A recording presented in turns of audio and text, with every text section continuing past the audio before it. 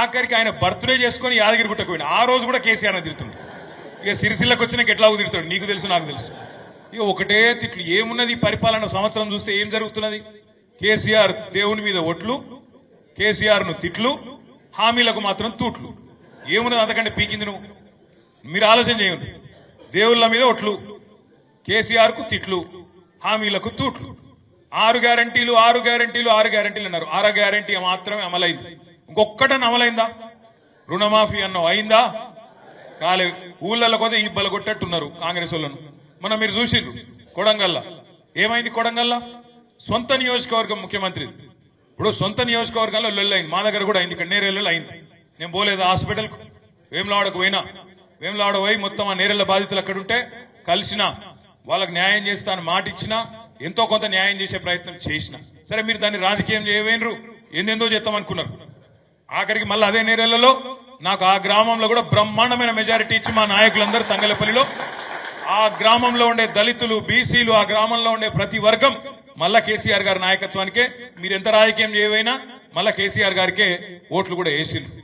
అందుకే నేను ఏమంటున్నా అంటే ప్రజాస్వామ్యంలో ఎక్కడన్నా పొరపాట్లు జరిగితే, తప్పులు జరిగితే, తెలియకనో తెలిసో జరిగితే పాలకులకు ఉండాల్సిన ఇంగితం ఏంటంటే పోవాలి, కూసోవాలి, అవసరమైతే 4 దొబ్బులు తినాలి, కానీ వాళ్ళ మనసు గెలుచుకునే ప్రయత్నం చేయాలి.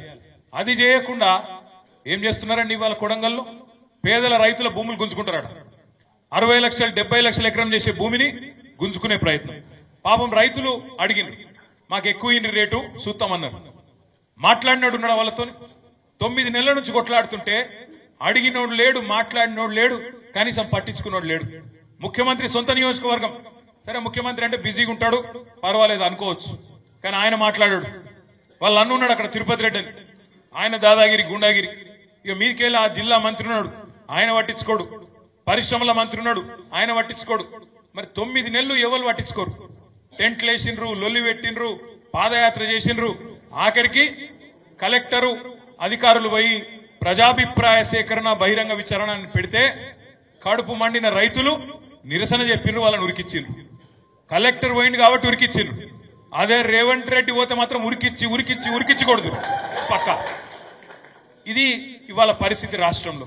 ఏం చేసినావు సంవత్సర కాలంలో అని చూస్తే ఏం చేసిండు రేవంత్ రెడ్డి గారు? ఒక్కటే ఒకటి చేసిన పని, అదాని కోసం చేసిండు పని, అల్లుని కోసం చేస్తున్నాడు, తమ్ముళ్ళ కోసం అన్నల కోసం చేస్తున్నాడు, బావమరిదికి అమృతాన్ని పంచి పెడుతున్నాడు. ఇక పోయిండు, ఢిల్లీకి పోయిండు.